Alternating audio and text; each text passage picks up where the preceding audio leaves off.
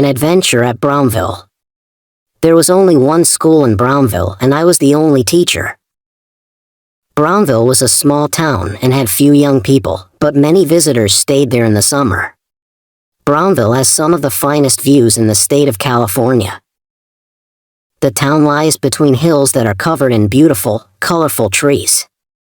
In the hills, the air is fresh and clear. Many visitors came to Brownville to improve their health. They walked on the hills and breathed the good, clean air. I saw many of these visitors because I lived in a boarding house. In summer, the house was full of guests and I talked to most of them. I ate breakfast and supper in the boarding house and spent the rest of the day at the school. The school was not far away. It was on the other side of a hill. The distance by road was about 1.5 miles, but I knew a shorter way. I could walk over the top of the hill in 15 minutes. There was a path that ran through the forest on the hill. I came back along this forest path late one evening. It was the last day of term. Tomorrow, the students' vacations would begin. I had stayed late at the school because I had been writing reports about the students. The sun was going down in the sky. Its golden light shone through the trees and made long dark shadows.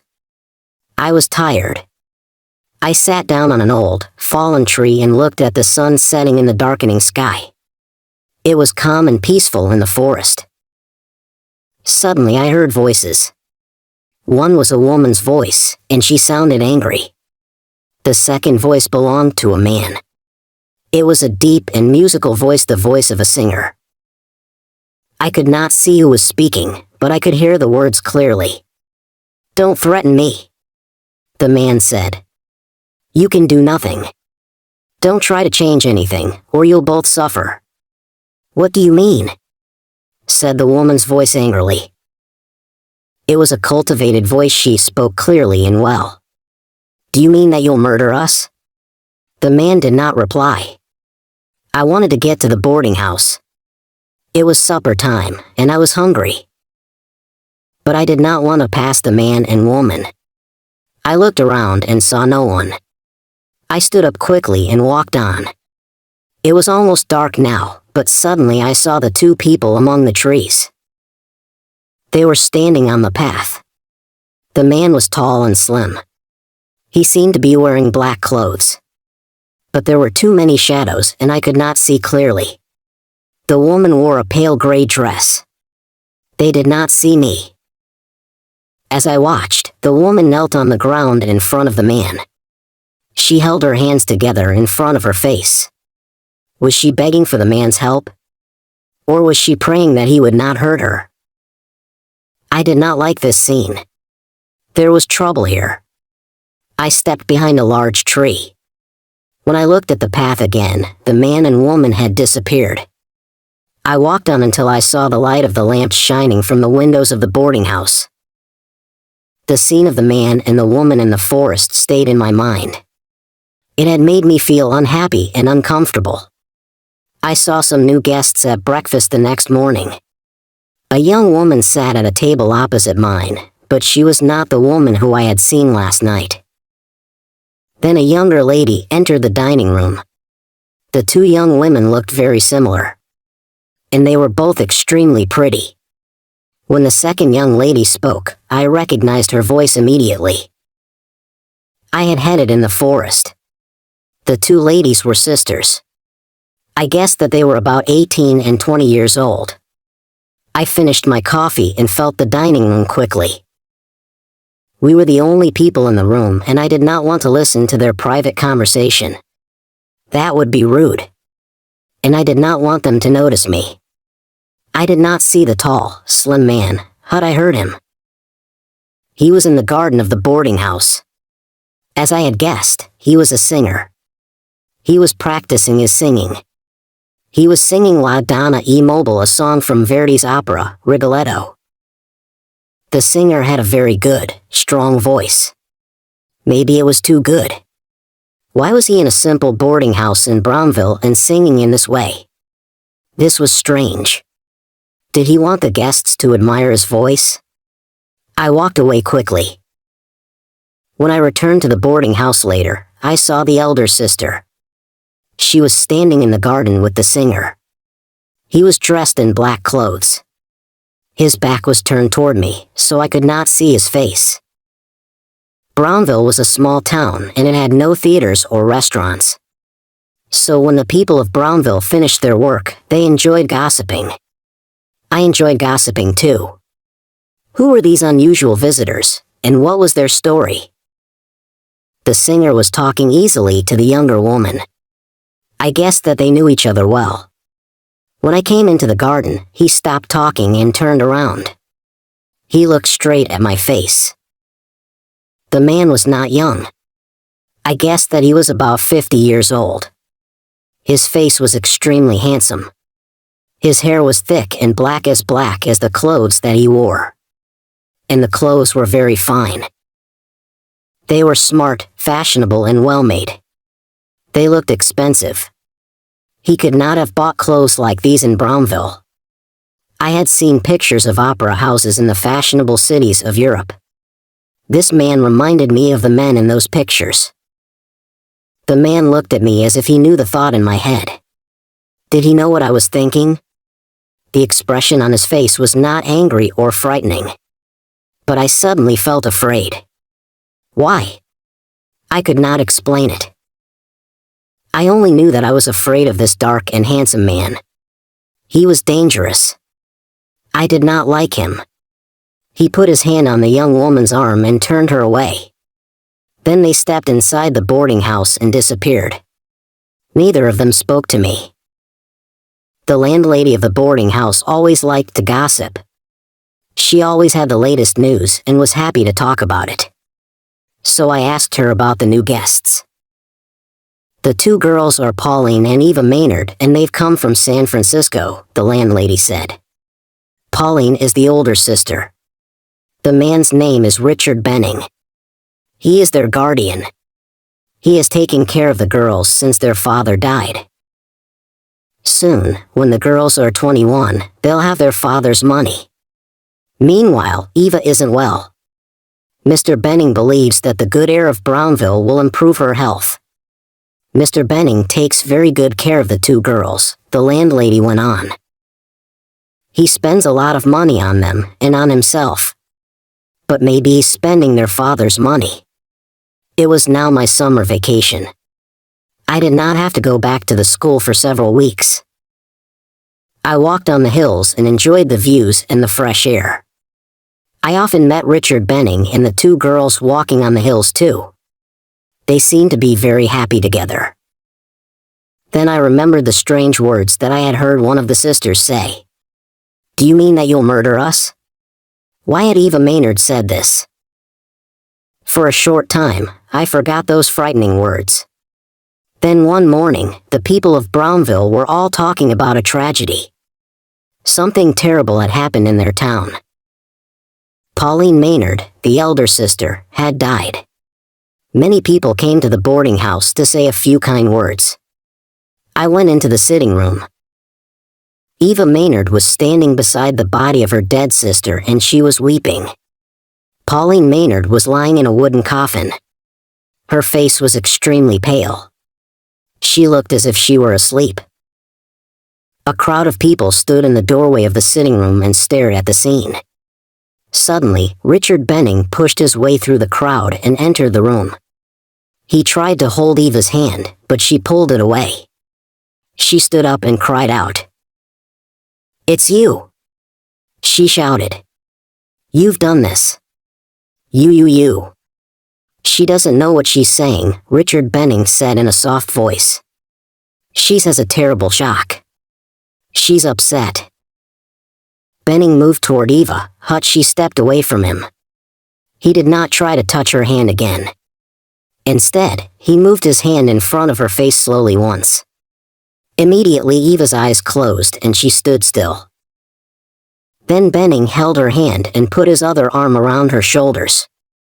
Suddenly she began to weep again. Then Benning gently led the young woman out of the room. A few days later, there was an inquest in Brownville. The coroner listened to the words of Benning, a doctor, and several people in the boarding house. Then he wrote these words on Pauline's death certificate, "'Cause of death, heart disease." They thought that Pauline had died suddenly because her heart was weak. Benning sent for an undertaker from San Francisco. The undertaker took Pauline's body back to the city and she was buried. Neither Benning nor Eva went to the dead girl's funeral. Many of the people of Brownville thought that this was wrong and strange.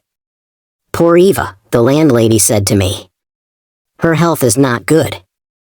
Mr. Benning is worried. He doesn't want to take her back to San Francisco. Her health might become worse if she goes to the city. It's better for her to stay here, in Brownville." A week passed. One evening, I finished my supper and went into the garden. I saw Richard Benning and Eva Maynard standing beneath a tree. They were holding each other's hands and looking into each other's eyes. It was a very gentle and romantic scene, but it was wrong. They looked like lovers. Benning was a 50-year-old man and Eva was not yet 20. Also, he was her guardian. Benning should be like a father to the young woman, not a lover. I stood in the shadows and they did not see me. I did not move, but I listened. "You will kill me," said Eva. "I know that you killed Pauline. I beg you to kill me quickly. Let me go. Let me be at peace." Richard Benning did not reply. He released Eva's hand and walked away.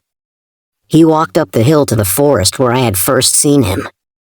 As he walked, he sang. His fine voice sounded beautiful and wild. Eva stared at her guardian. As she listened, she put her hands together. She held her hands in front of her body as if she was praying. I walked out of the shadows. Eva turned and stared at me. Maybe I had frightened her. "Miss Maynard," I said, "I'm sorry. I came into the garden and I heard what you said. I believe that you're in danger." "You can do nothing," she said. Her voice was soft and she had a strange expression on her face. Her eyes were large and bright. Was she ill? Or maybe she was dreaming. I gently held Eva's hand. "You seem to be asleep," I said. "You must wake up. You said that Benning killed your sister. You said that he'll kill you too. Will you tell me about it? I'll try to help you." "You can't help me," said Eva.